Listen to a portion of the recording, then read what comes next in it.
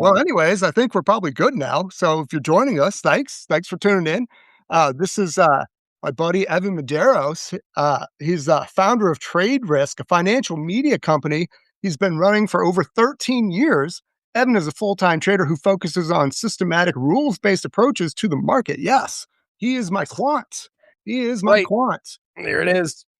You know, the cool thing with Substack is they've now made it so you can have like, streaming software and you can have anybody on anytime to talk. And we're always like, dude, wouldn't it just be great if we could just record our conversations? And now we can.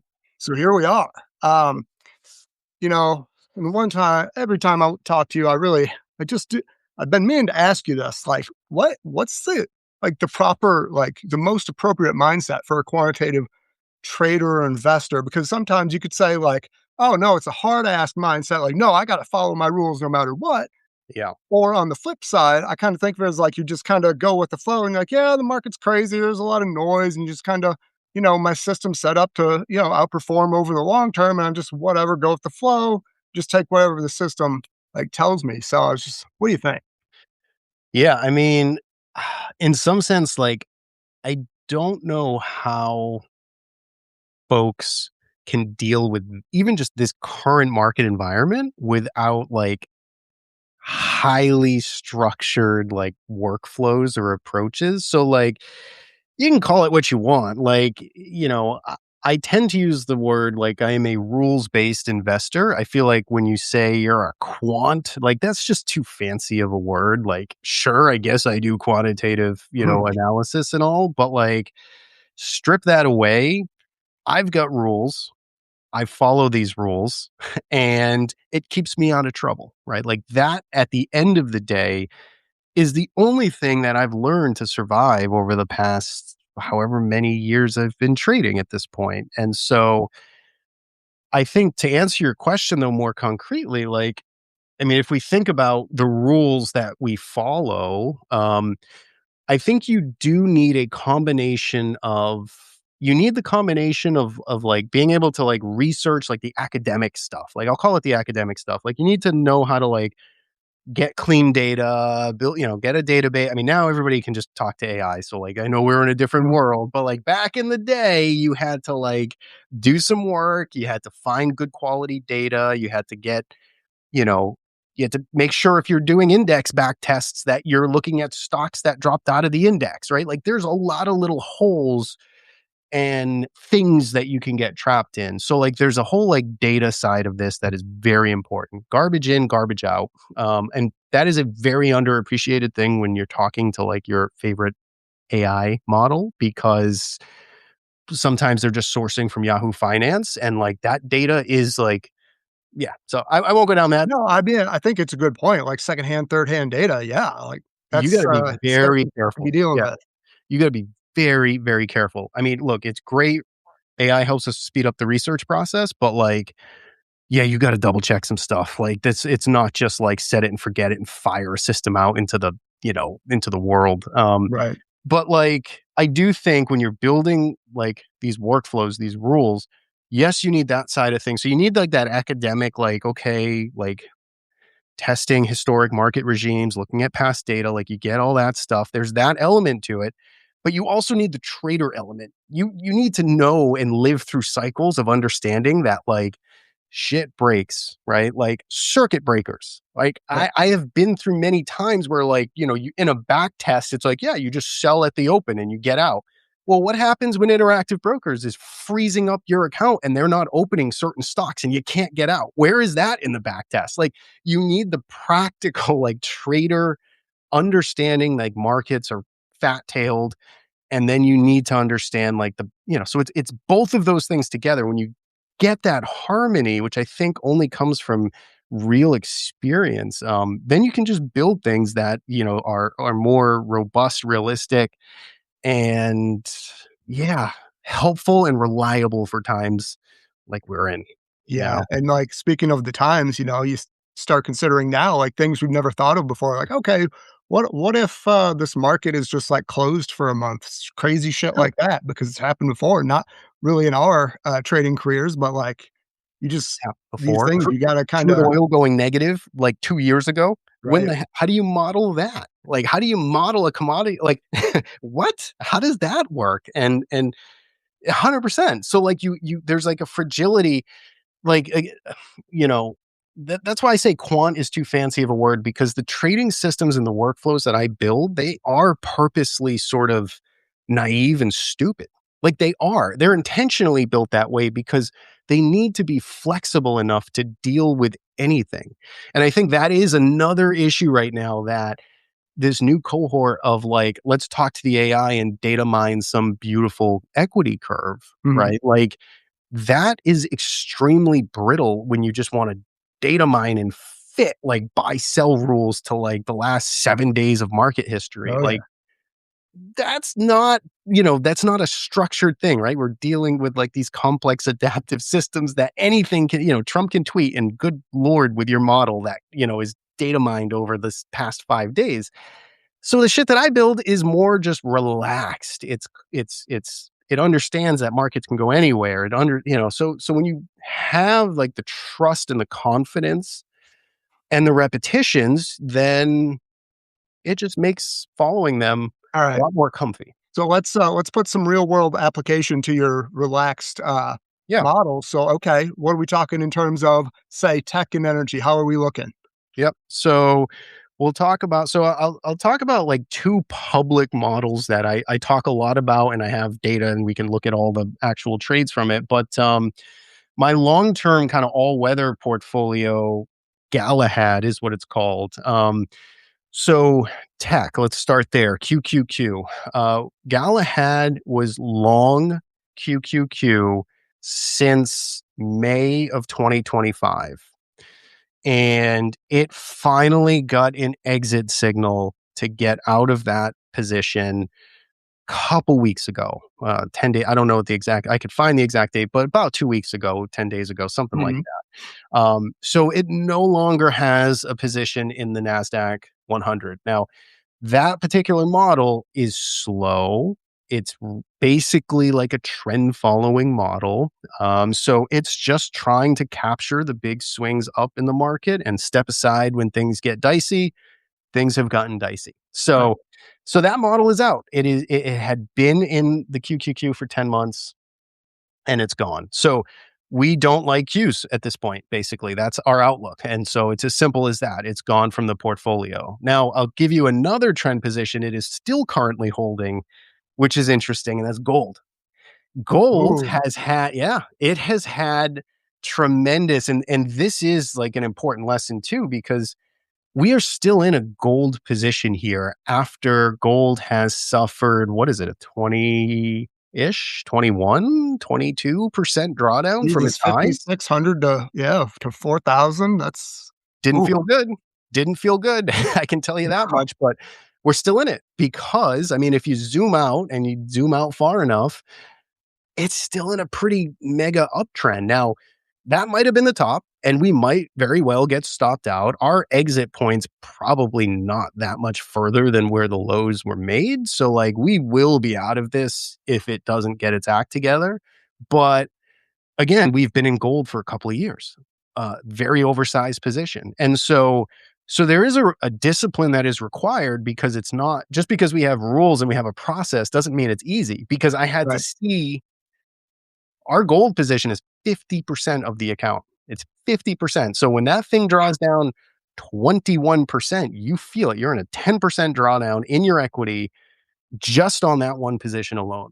And so it hurts. Now we have insurance and we had we had GLD puts and we did monetize. Like, so there's some other fanciness of risk overlays that I do, but it's, yeah, like this is what, it's not all sunshine and lollipops, right? Like, I mean, you take some pain, and luckily it's, I think the system is still flat this year. So I mean, it's not like it's in any big drawdown at all, but So you Galahad's long-term trend following, and frankly, I kinda like what I'm hearing just based on what I'm seeing myself. I kinda, and that's why I like talking to you, because like, when we kinda just, I'm more just pure discretion, just do all the work and be like, "No, we can figure this all out. We can figure out what's going on in the world," and the complete opposite, and when the 2 kind of the themes both align, it's like, "Alright, now we're cooking," now you we're know? cooking. 100%. Yeah, like, I mean, no, I appreciate like hell the analysts like yourself that are putting it all together and like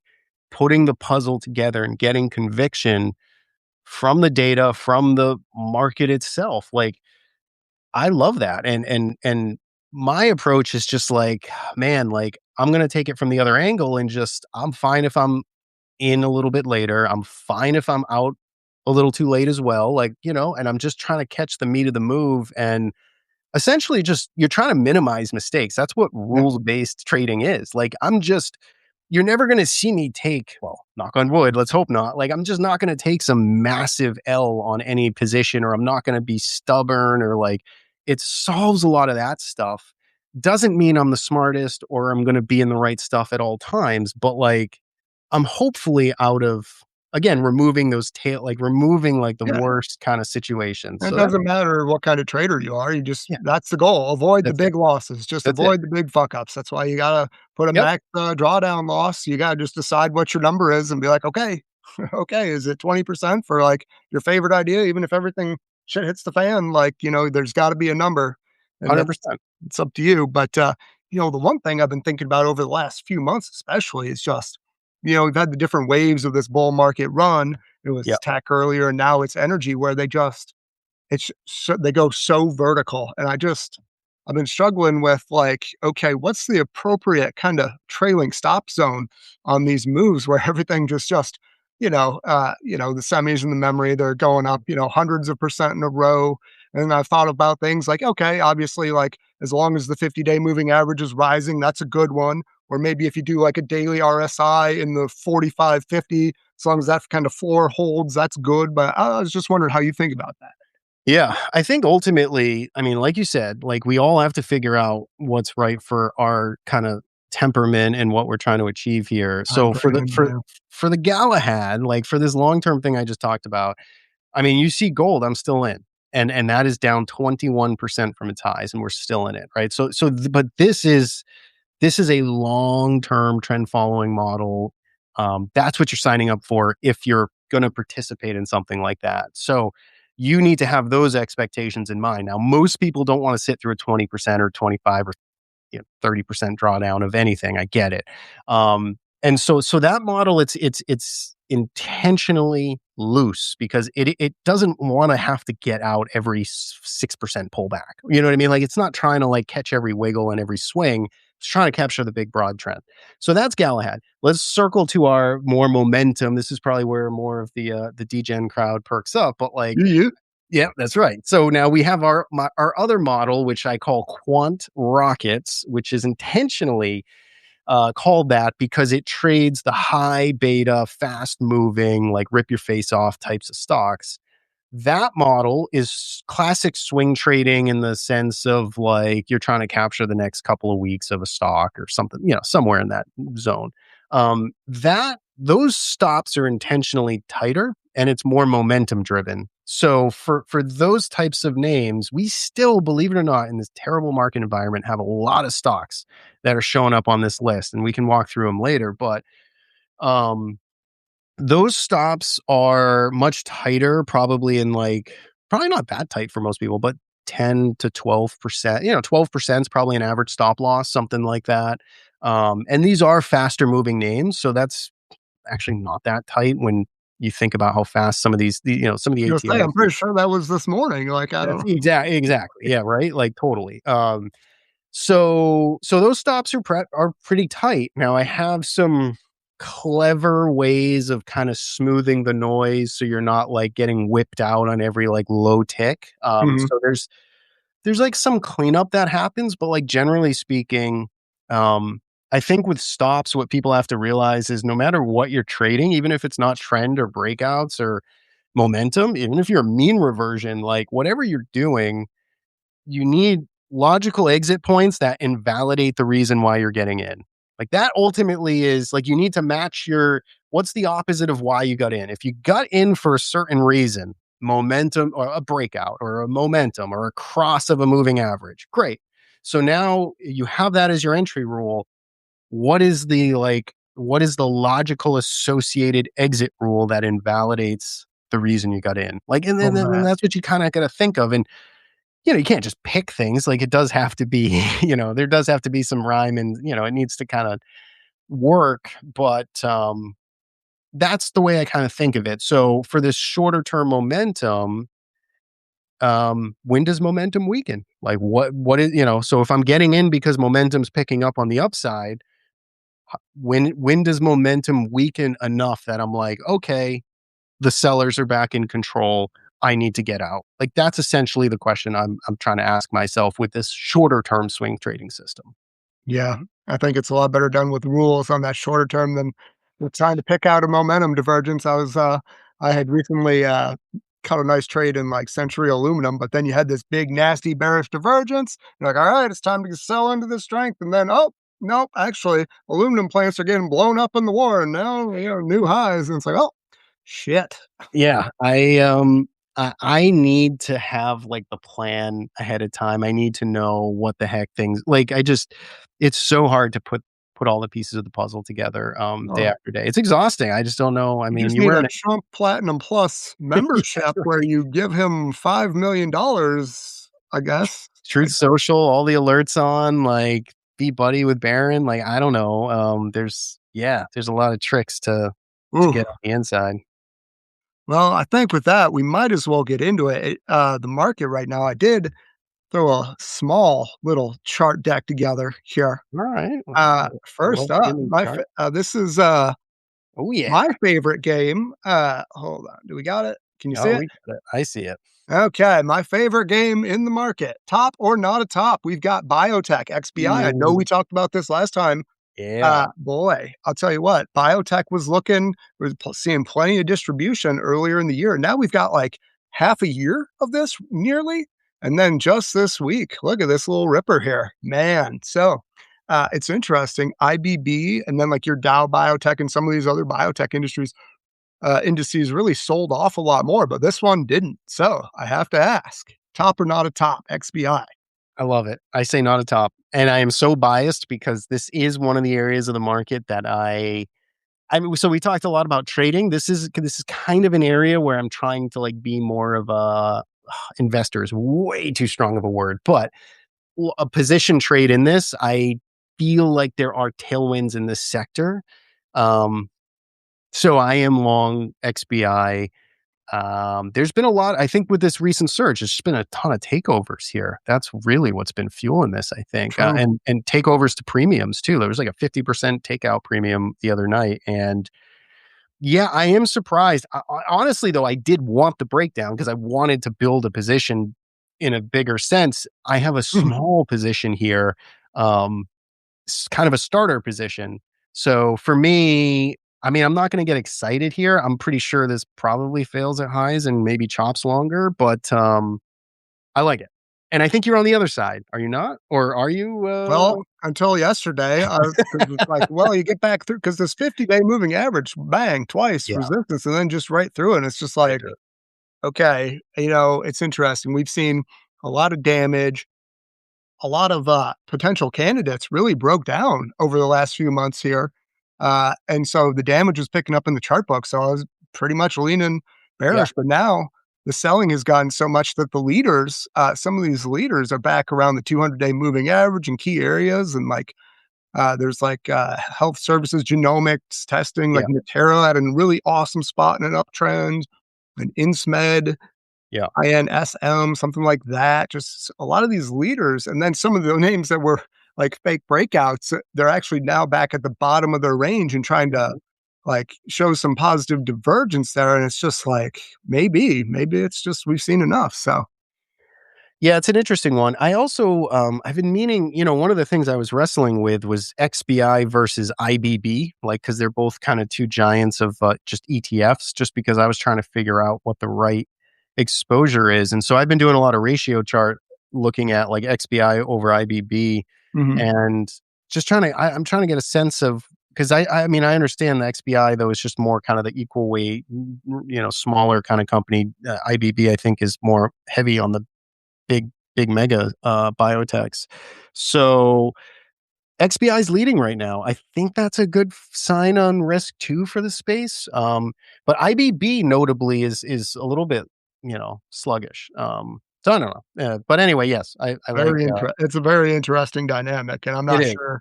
I Yeah. don't have the answer, but I think we'll have better answers later in the year. But, Yeah. you know, Yeah. and Yeah. just I think in growth in general, it's like, we probably have more selling, but, Yep. to come for, say the next 6 months, but maybe not Yep. anytime soon. And then the one I really, Evans, who I come to for this man has Bitcoin fundamentals like none other.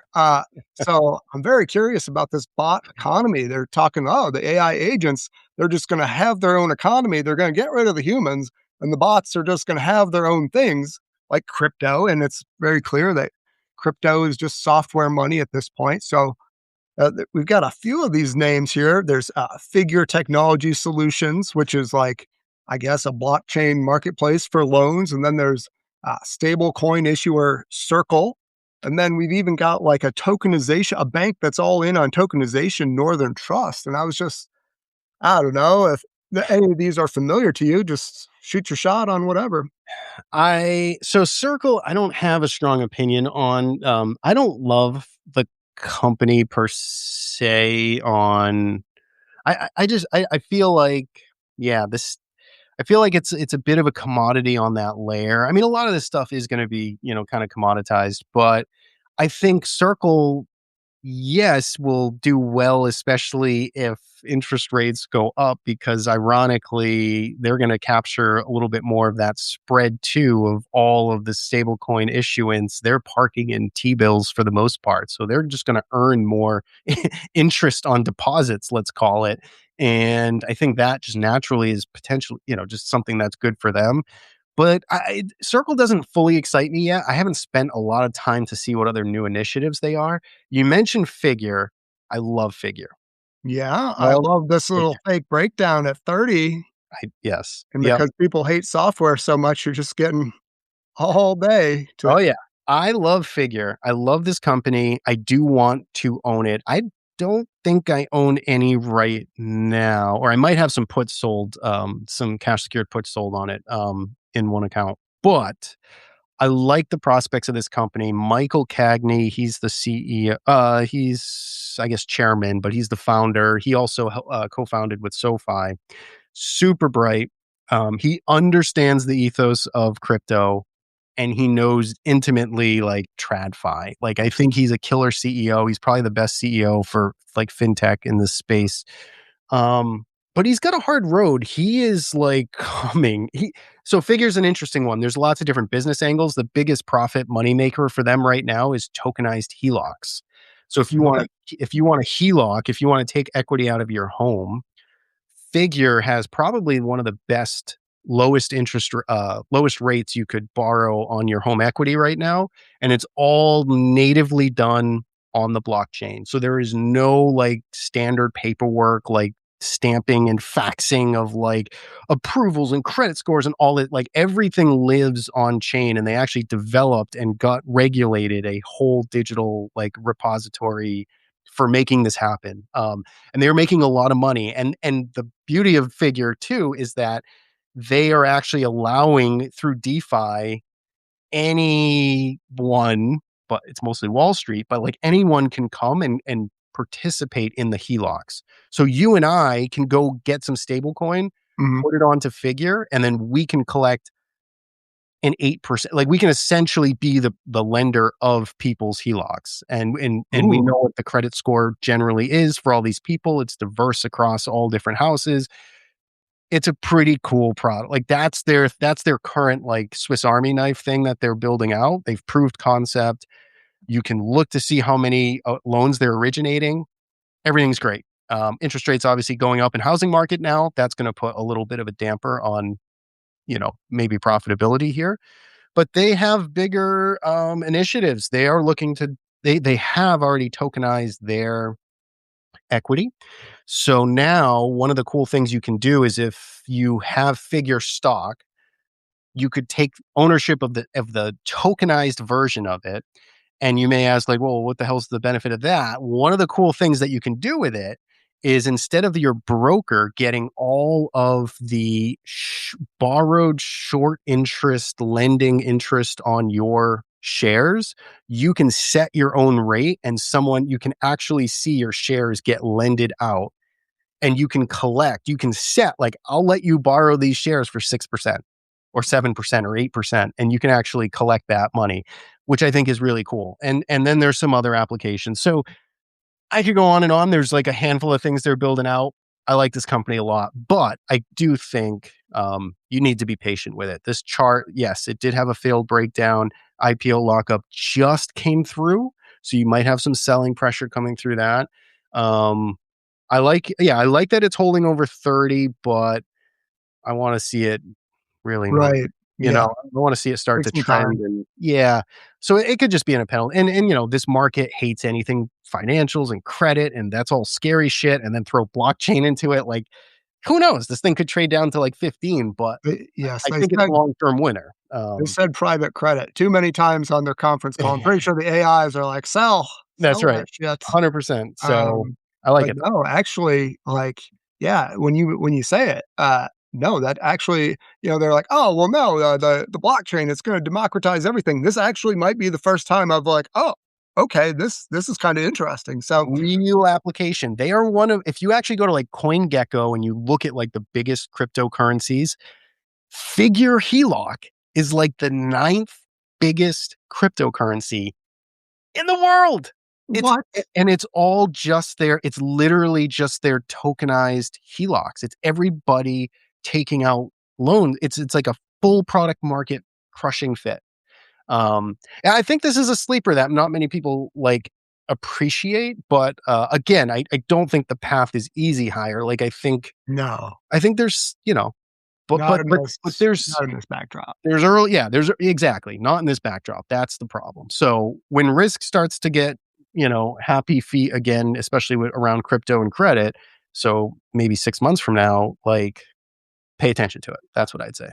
Yes, and I don't know if I've mentioned this to you recently, but no, I've seen some pretty compelling crypto time cycle evidence where Bitcoin is gonna bottom in October 6th, I think it is. Like, Wow. Oh wow. We get so the yes, that's a I day. am What time? putting What time? 7 p.m. or 6 p.m. I don't know, I think it just starts, I think it starts in Asia. I think we're starting with Asia. Okay. All So, right. Yep. but, definitely saving a tranche, of capital for that event just to unload on everything crypto because Mhm. why not? I mean, what's real in this world anyways, right? You got Trump tweeting this, tweeting that, might as well just trust the time voodoo, right? That's right.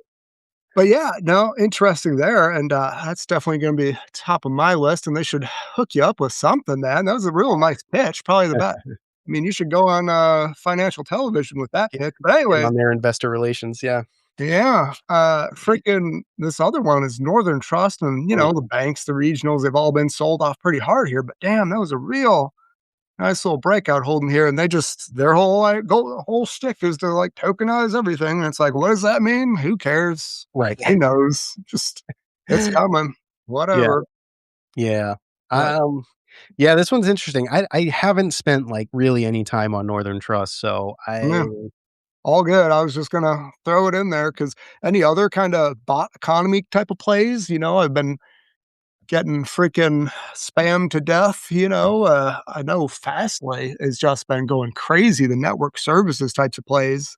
Uh, Fastly, yeah, yeah, I mean, I'm trying to think. I mean, outside the only other crypto one I would mention, do I wanna mention it? This is, I feel like, a nice sleeping one that I like not mentioning because I don't think I've ooh, talked about it at all. We might have to save it for another episode on this one. That's, ooh, yeah, let's tease that out there. I got one that's interesting that I think is super under the radar for crypto, but I'm actually not gonna say it right now, and it's very unbelievable. Unbelievable. This guy, he does I the need he's like, "Well, I sold some puts on this one, so let me give you the elevator pitch." I need to Un secure my second spot on, coming back on this show, so that's what we can Yeah, talk about that time, but yeah, I mean, so crypto though, like, nah, I'm not, it's just not, like you said, it's not the time right now for it. So I think there's a lot of excitement that Bitcoin didn't break down recently, but I don't know that we should be that excited. It still looks like shit. I mean, Yeah, it's, basically chopping traders to death. One Yeah. day, you got, Ethereum trying to break out, then it goes fake breakout, and then it's above the average price off the low, and then it's below the average price off the low, and now we've got Ethereum above the average price off the low, but Bitcoin and Solana below the average price off the low still. It's just a real It's freaking a headache. nightmare. It's a Like, it's headache. just boring you to death at this point, like, That's it. it's Yeah. just how I feel about it. Yep. Yeah, you and me both. Ooh, semis. Yes, let's talk about semis. Man, so the big news, I don't know if people are really talking about this, but last week OpenAI shut down Sora. And why do Mhm. we care about that, right? It was like a really popular AI video app. But when I go back to like Q3 last year, when the memory stocks and the semis really just started going vertical, the memory companies were bragging, like, yeah, well, this memory or this AI video is incredible for us because the video requires 20,000 times the compute Yep. for versus, a text file you're prompting or whatever.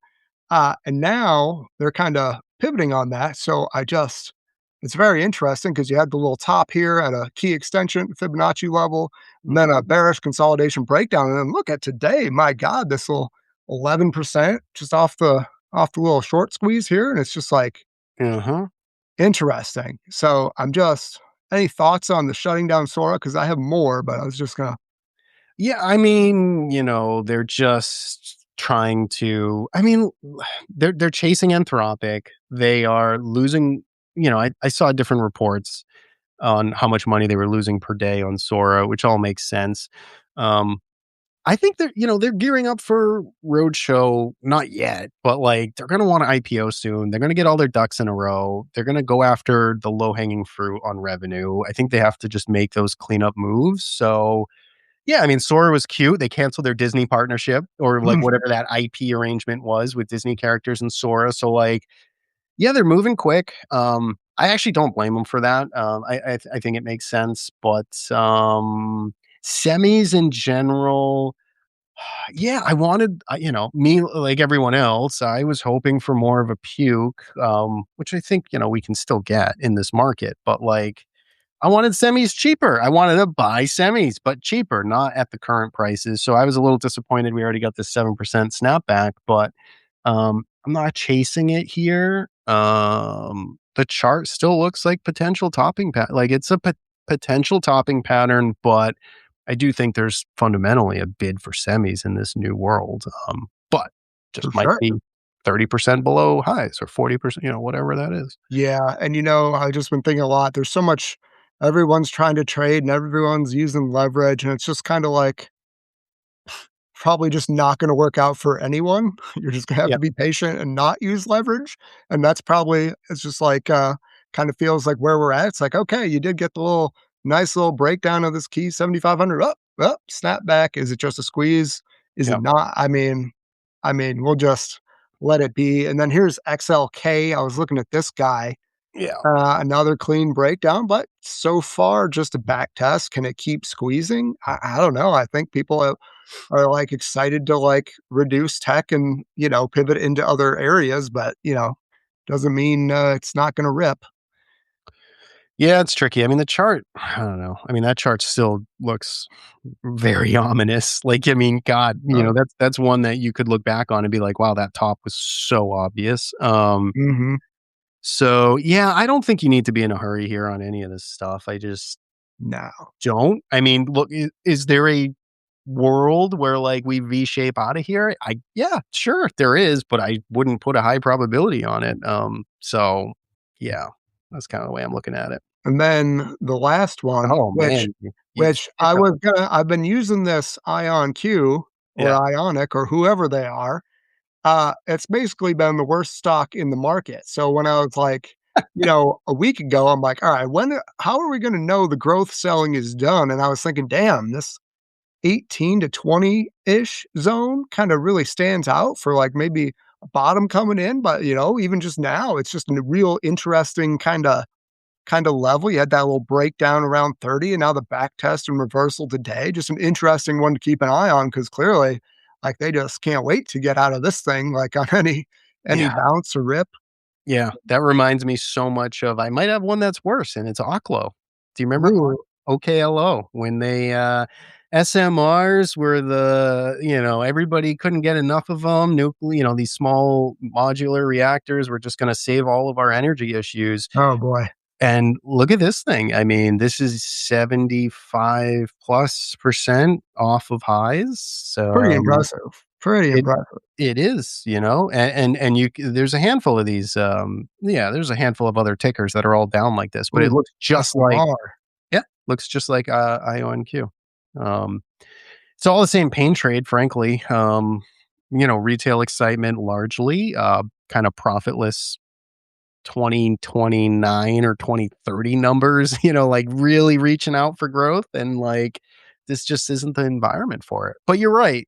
These are probably some things we should look at to see when we get sustainable kind of green shoots, because maybe the tide is turning. So that's interesting. Yeah, I think that's an interesting way to think Yeah, I'll about tell it. you, rooting for Oklo for sure. Definitely rooting for like sweet nuclear fusion power. That sounds really badass. However, I was listening to the Oklo call, like I think it was like last summer, last August maybe it was, and you just listen to these guys and they're like they so overcomplicate everything. They're just Mm, it just seems so clear. They're just making shit up and talking out of their ass and trying to like talk over you and through you.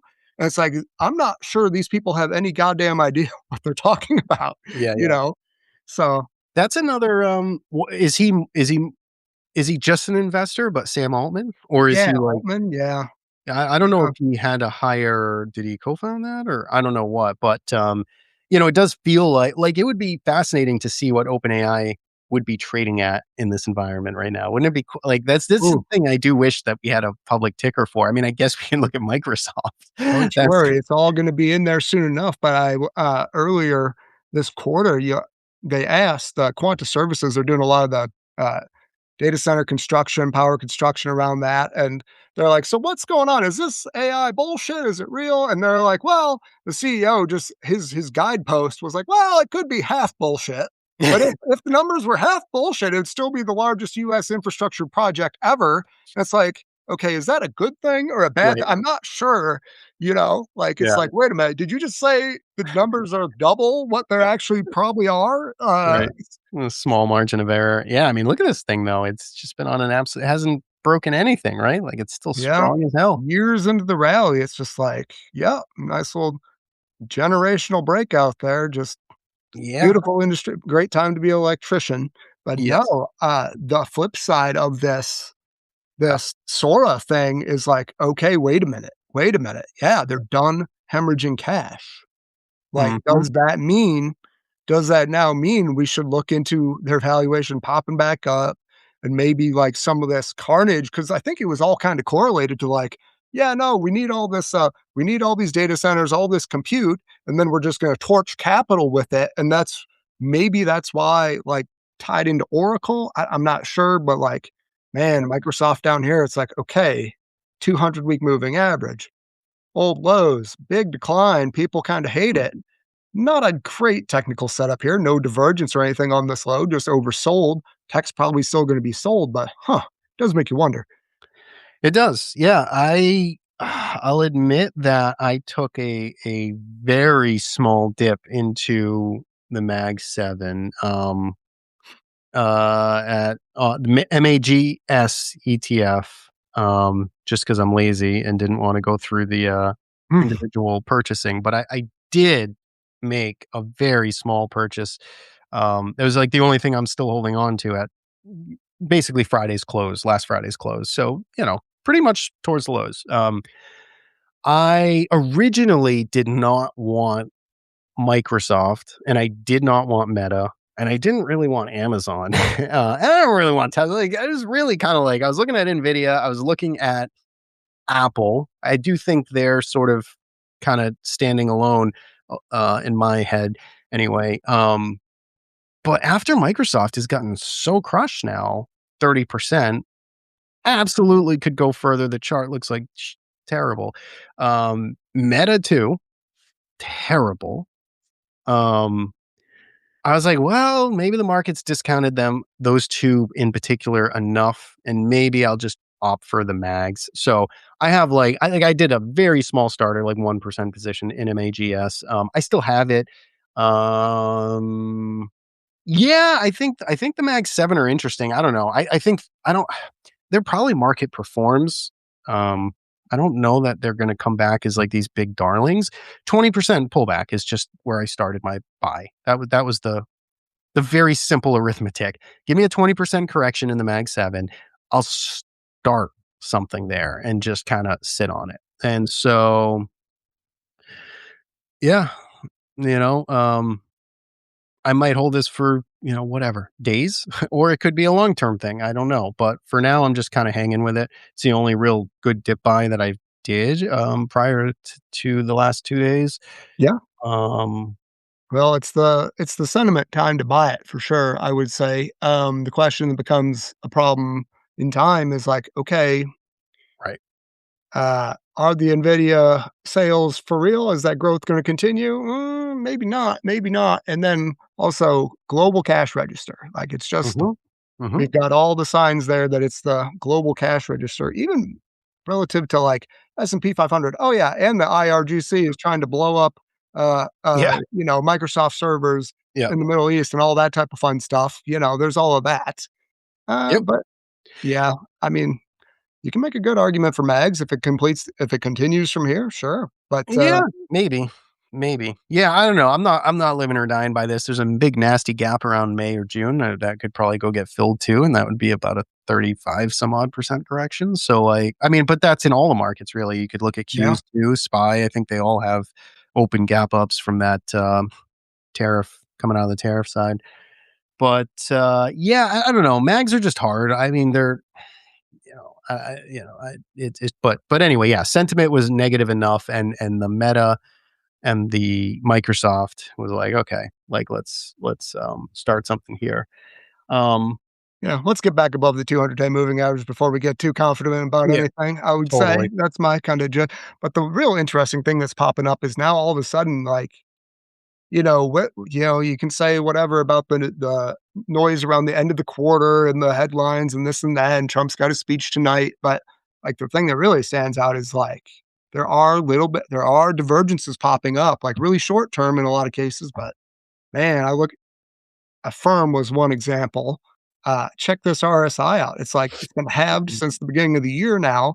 And like it's just like, dude, Yeah, the sellers are just so exhausted. It's like broader economy wise, I'm not sure like the US is like screwed because of this war. So I just kind of wonder about broader economy. Like there are some signs, that things yeah, aren't as bad. yeah. It's like I say, yeah, it's super tricky. A firm look at SoFi. That's like a there's a big cult diehard Ooh, retail, maybe not ooh, so they're much. dying hard, all right. Yeah. I've never owned the stock. I'm listening to some smart people, asking myself, should I try and own the stock? Right now, I'm not convinced of it.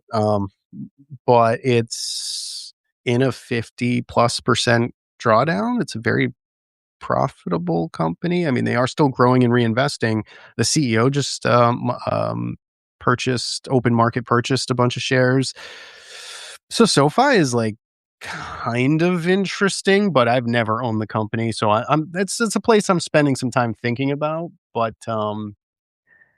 I do think like right now, like Oof. you know, yeah, yeah. So like maybe 14, I don't know. Maybe I'd sell some puts out in time at like 13, and if I can get it called, like if I can get assigned on them, maybe I'd take shares. But I don't know. I'm Yeah. not that excited. It's too much of a ski slope for me. Um, What a nightmare. What a nightmare. mhm. These are some Yeah, brutal losses, brutal givebacks. yeah, yeah, You might be able to argue something a little bit, but man, I don't know. I think net, more commodities, more capital preservation. I know actually, very interesting, like the natural gas is EQT, if you mm-hmm. just top of the old range here, there's coal. Yeah.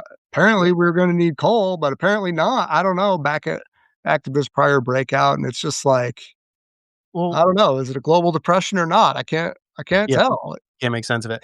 Yeah, Right. there's yeah, the two things. So one thing that still concerns me, but then I want your opinion on some of these commodities. Well, actually, let's just talk about the commodities because we're on it. So like XME is one that I've been paying attention to because I'm like, I think I want to own this. I think this makes sense in this environment.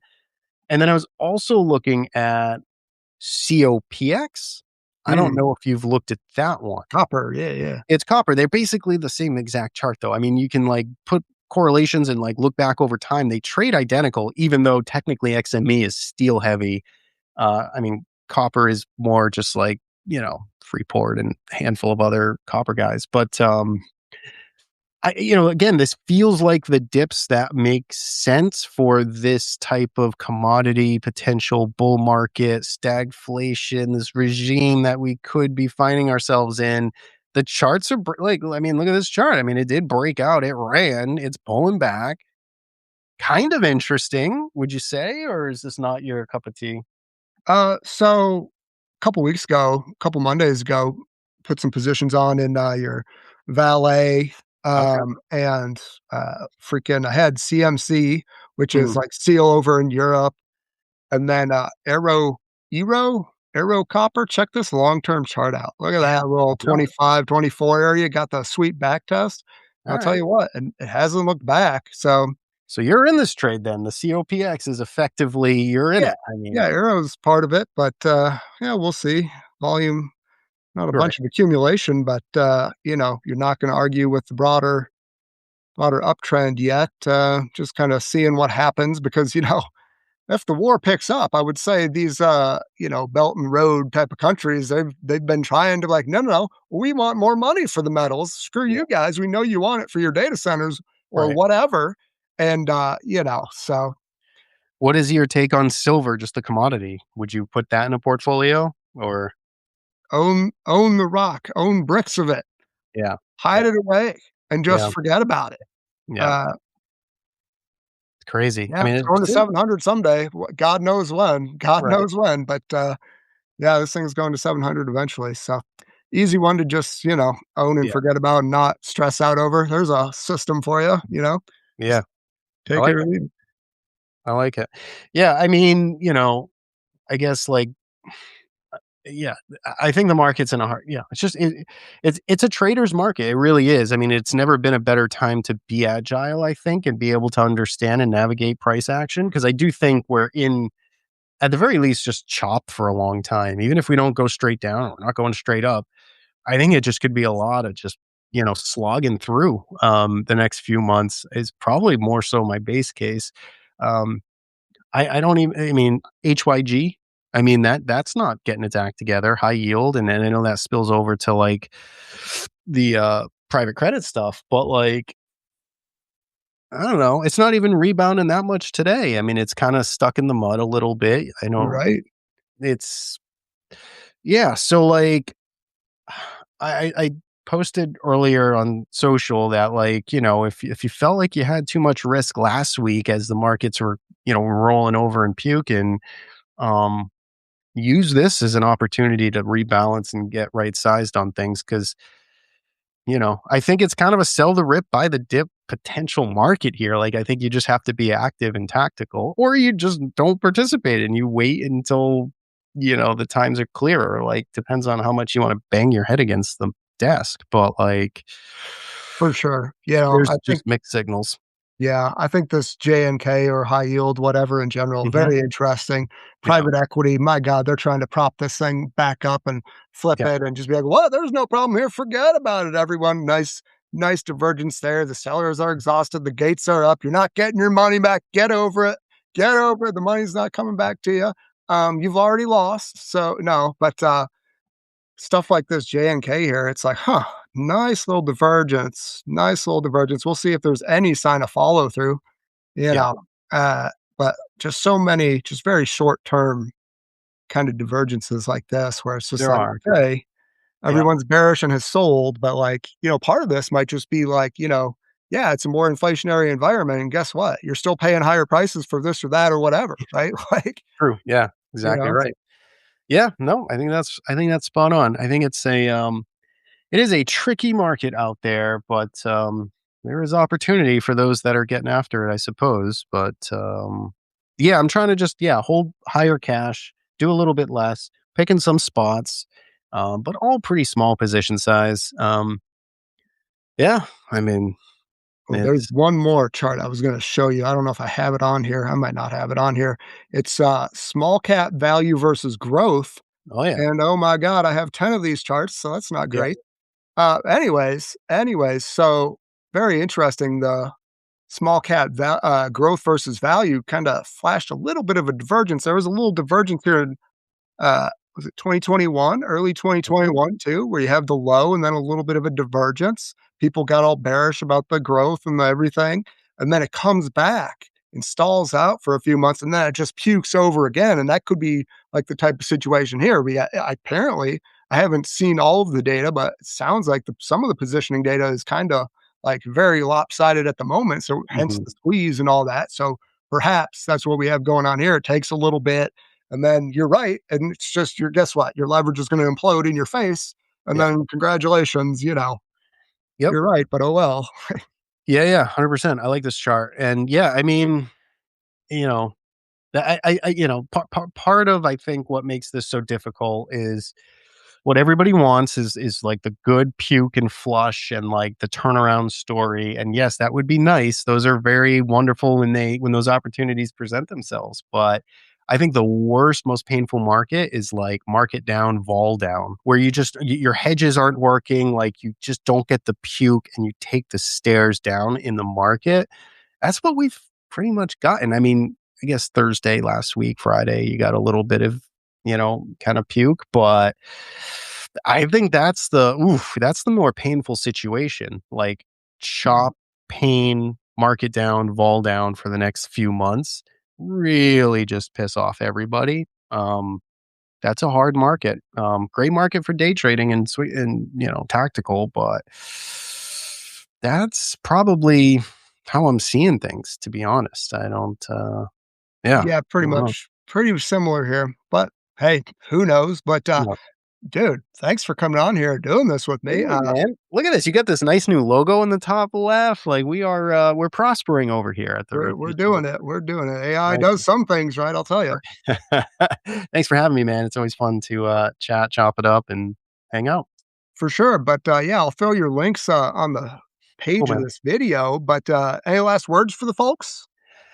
No, I think we did a pretty good summary there. I think just right size yourself on this bounce and don't get married to any one position. I think that's going to be very valuable advice as we chop around for Mm. the foreseeable future.